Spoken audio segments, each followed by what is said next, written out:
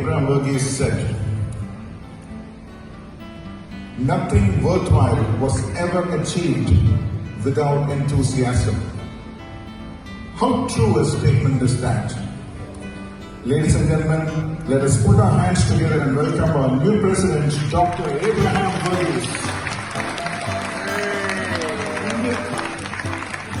I, Dr. Abraham Varghese, will faithfully execute the duties of the President of IMA the duties of the President of IMA Kerala State Branch to the best of my ability, to the best of my ability, without fear or favor. without fear or favor.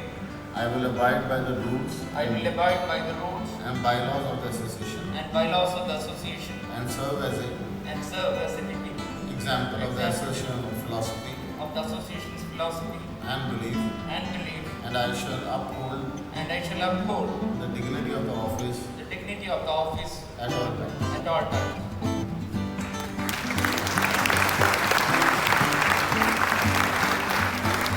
Now, ladies and gentlemen, I declare that Dr. Abraham